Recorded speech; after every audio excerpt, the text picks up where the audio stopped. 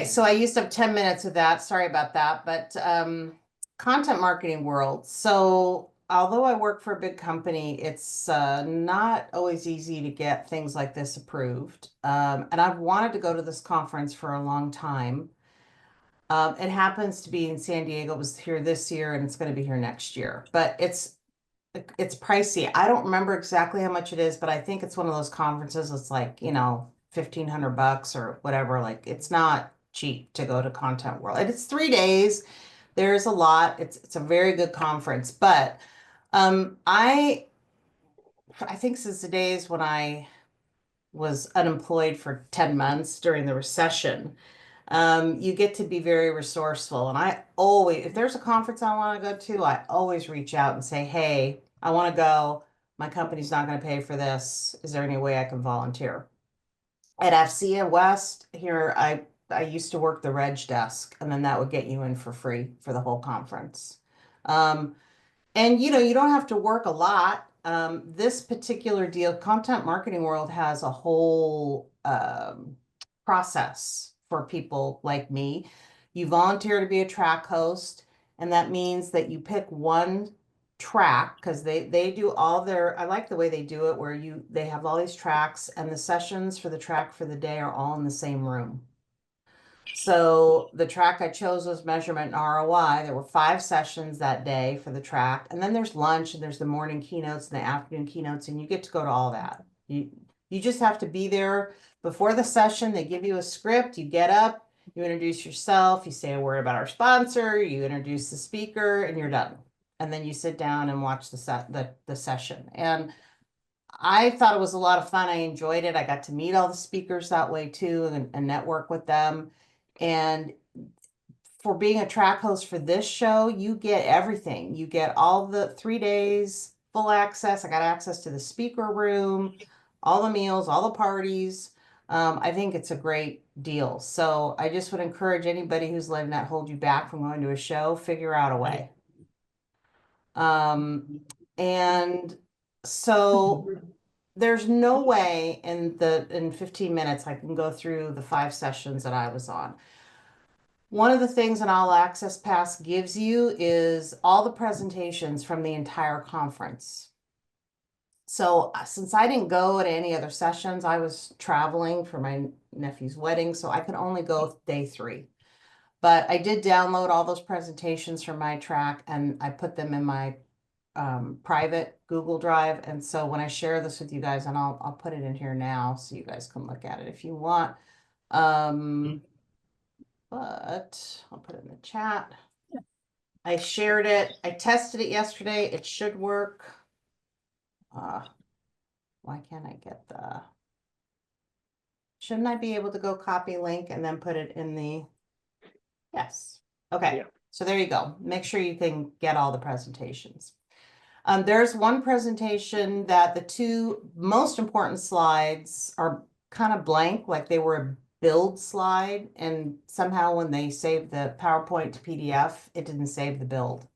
So I've already reached out to them to get a deck. I told them at the event, and so I'll update that as soon as I get it. So I'm just going to really touch on these quickly just to give you a taste, and then you can go to the decks and peruse at your convenience. So Mark Bornstein, I'm sure we've all seen Mark speak. He's very engaging. I like him a lot. Very passionate about webinar marketing with On24. I think he's been their evangelist. You guys, this is a different font. That's going to bother me. Okay. But I think the 2 things I really took from that session, I'm not going to go through all these, but number 1 is more than ever, like it's not just about taking your live webinar and turning it into an on-demand. It's turning it into an on-demand campaign. And I hadn't really thought about it that way. For me, it was like, okay, I run quite a few webinars through Carosoft. It's something we're doing right now. We're trying to do 2 or 3 a month. And just working through the post webinar, like, okay, I got all these people now. How do I actually get them into an MQL so I can show the results of my work, the impact of my work. That's what I'm struggling with right now to build a scalable or repeatable process for that.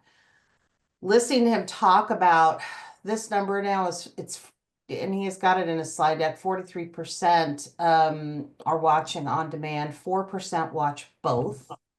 So now you're up to almost 50% of the people are watching on demand. And I know it's like always been that way. We know that, but more than ever now, just watching on demand, I think we all do it. We know we can't make a webinar, but we register just so we can watch it later, maybe. Yeah, I would have guessed it would be even higher than that, honestly. Yeah, yeah. So, and the stuff he shows in his deck is very so he's demonstrating what the platform does now with AI. So, of course, we all know, yes, we would all love to do these on-demand things and and I write the blog, and then I'm trying to produce a solution brief or something afterwards, make a little content bundle, get them into a nurture campaign, all those things. What was cool about what he showed us is that with AI now and these webinar platforms, they're just automating it all. So I'm hiring somebody to help me with that, freelance, but now I'm starting to think, well, I know On24 is expensive, but I'm going to pay a freelancer to do it, or I could pay the money for a really good webinar platform that with a push of a button will tell me through all the analytics, what were the key moments when people were the most engaged? What were those aha moments for your audience during your webinar? And how do you turn those into video clips? How do you use those to be your salient points for your blog, for your solution brief, for your keywords for the rest of your content plan? And it was pretty amazing. Pretty amazing for me. Now, other people if you guys are already using platforms like this, that might not be so amazing to you, but for me, it was like, wow, that is some cool shit. When you look through his presentation, you'll see examples of how he does it all. The second thing, this is a minor point, but this for me was super cool because we all know how much government loves research. What they do is they take, of all their poll questions, they take one or two and they ask the same question across all their webinars so that they aggregate enough data to actually be able to use it as primary research. And I haven't done that before. Like for some reason, I always ask different questions. I try to ask questions in the polls that are relevant to the webinar, but I'm going to start doing this to see if I can build then some data that I can share back out as our own research. Okay, so I'm going to move along. This presentation, I didn't put who the speakers were, but this was a really excellent presentation and kind of depressing because a couple of the best speakers in my session said that still measuring the impact of content marketing is still the hardest thing to do in marketing. Nobody has cracked the code yet. It takes multiple platforms, lots of tech, lots of marketing ops, and even then it's so-so. So it was like, oh, well, okay, so now what do I do? This woman who's been a CMO at a few companies, she showed us that if you can't automate it, do it by hand. And it did inspire me to do this, where she actually has gone into Salesforce, gone into accounts, manually tracked every single touch point. And some of the accounts have hundreds of touch points, and then separated those touch points into which ones were sales, which ones were marketing, and started to paint a picture of the impact that content marketing was having. And then, she tried to develop a more systematic approach from that, but it still requires a lot of tech.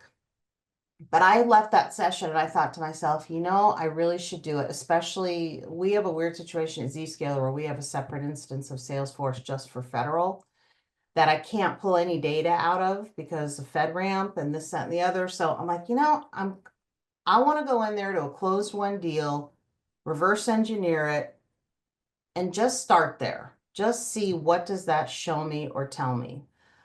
Because right now I know nothing. I know absolutely nothing about federal or anybody who's using our GovCloud, how they're, what are the touch points of content, marketing or engagement? I don't know. So that's my plan, is to go in and do it. I wish I could tell you that the result of this was, oh my God, there's this fantastic new platform. There's not. It's still really, really hard. The next session was on this guy. He was talking about sales enablement. This one didn't offer very much for me, so I'm just summarizing at a very high level what he presented. You can look at it. We have a sales enablement tool at Zscaler that gets zero attention for a public sector. For the 2 years I've been here, we keep meeting, we keep talking about how we've got to make the public sector section bigger or better and help, and nothing ever happens. So I've kind of given up on this. But his argument also, and which was kind of interesting, is that he thinks content marketing and sales enablement should report to the same leadership and be managed by the same leadership. I could see that. I could see how you could set up your organization that way. But this is, yeah, his triple play, he called it. And it was okay. But this one, the content intelligence one, was one of the best sessions. The presenter was from Forrester, and we were kind of lucky that she was going to do a presentation called Looking Back to See Ahead, which is, again, this was the second time talking about reverse engineering your close won deals to find patterns, trends, and the intelligence you need to form a good content strategy of what's really working and what isn't. But she had just finished turning in another report that's not public yet. And so she spent the first half talking to us about content intelligence and AI. I have to tell you guys, maybe I'm behind the times, but content intelligence was a new term for me. Even though Zscaler is rolling out Path Factory, which was the content intelligence platform that she was talking about, but I didn't know that's what it was called, content intelligence. So sometimes just going to these conferences for what is the, especially for people who are older like me, like what is the terminology? What are they calling things these days? Because I don't necessarily think it's new. It's just called something different now than it was before. This presentation is really worth taking a look at. And I have them all open and I was gonna click to them, but there's not gonna be enough time. So I'm just gonna share with you, I would really look at this one presentation. If I had to pick one, this is the one. And then this guy, I was really excited about this guy, storytelling in GA4, because I find GA4 just impossible, Janet. But this was not helpful to me. And it's so interesting. This was a great example, though, of not reading the room, or customizing your presentation. Because all his examples were B2C. So first of all, it's a B2B conference. So I don't understand, that to me was a big miss. But then for me, for B2G, it was even extra not relevant. So and I don't go into GA4 myself. I don't know how many of you do. I've had like one session with the web team to try to understand it, maybe set up some reports. I keep starting and stopping, starting and stopping. I did leave this session and I went up and set monthly web meetings now with the team, just to try desperately to have some feedback and intelligence of what's happening. It frustrates me that the website is my most important asset and I just don't have good reporting around it. I will say that meeting with our web team, our head of web was like, GA4 is a nightmare in their opinion. I don't know how you feel about it, those on this call who are using it. And he said, we're not even going to use the reporting in there. They bought another tool to take all the data in from GA4 and turn it into, I don't know if we're going to pull it into we use a business intelligence tool that I'm blanking on right now. But anyhow, another tool to take the data in from this tool because this tool is unintelligible. It's so crazy when so you can look at this one, but I did not find it helpful at all. But I did leave even after just this one day that it was really fun. It was the first time in so long I've taken a whole day off to not go to network or like my sole purpose was just learn, listen and learn. And I really, I know for myself, I don't do that enough. That was obvious to me, but so I left with a lot of good ideas and I want to submit a session for next year on B2G. It was really interesting talking to all these B2B marketers that, and I used to be a B2B marketer, but the response was either what's B2G? I've never heard of that, or it was, I really love to pick your brain about that because I don't understand it. So, if anybody wants to go next year, I'd be happy to host you. And, I know we have just a few minutes for questions, but I'm happy to share anything else. I know that was really high level. I think the only thing I forgot to touch on from the slides, you guys, is that the other big theme, of course, was personalization and ABM. Lots of personalization in ABM. And that's what we are using Path Factory for. That's our platform for all of the ABM campaigns that we're launching right now. We're getting ready to do the first one on public sector. We're doing it for tribes. And I'm going to be very involved in that, so I'll be happy to report back. I didn't know, and so I was thinking Path Factory was more of a ABM tool, which it is, but not content intelligence. So now I will stop talking. All right.